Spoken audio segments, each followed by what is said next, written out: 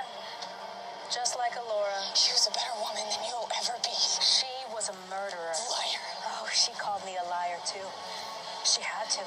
Had to make someone else responsible for her deception and cruelty and weakness. Her only weakness was letting you live.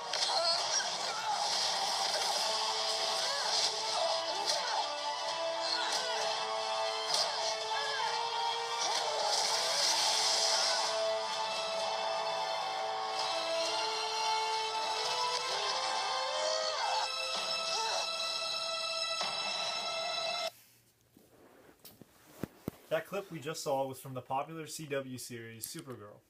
Hi everyone, I'm Justin Sharon.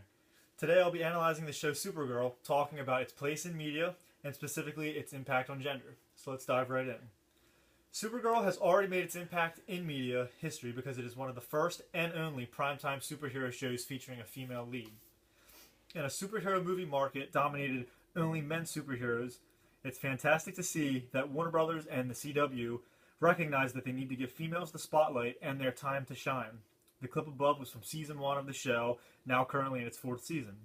And as you noticed, the villain in that said episode was also female.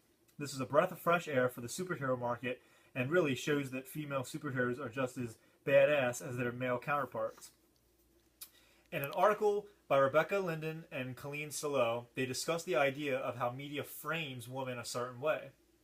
Through framing, many of times women are depicted in TVs and films as having a background, more lesser role and more reliant on a male lead.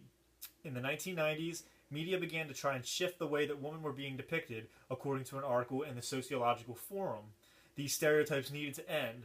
The stereotypes about women had been relevant in media since TV's inception in the 1920s. I believe that the social action theory is in full play with Supergirl. Meaning the underlying message intended is that to prove that women don't need to rely on male leads and that they're not always the so-called damsel in distress. This to me was CW's way of also using the agenda setting theory to place importance on this topic of fair woman representation in TV. I believe the more audiences see Supergirl and shows like it will feature complex stories with female leads, people will begin to realize that in real life and that women are independent, strong, and capable, hence the cultivation theory. The more that we watch a TV program, we believe things that we see in real life. Shows like this help people understand the large roles that women do play in society. What's great to me is that Supergirl isn't sexed up, and the series features multiple powerful women who constantly debate how to exercise their abilities. In an article by the Washington Post with the series creators, they discussed the underlying feminism components to the show.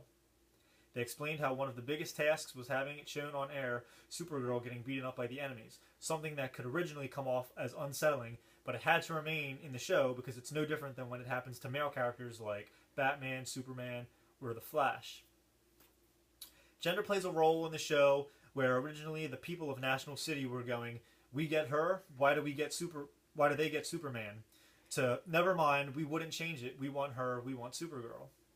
According to Angela McRobbie for Feminist Media Studies, she claims that post-feminism in our pop culture, or feminists ready to take it to the next level, is the only chance of continuing to make progress for women.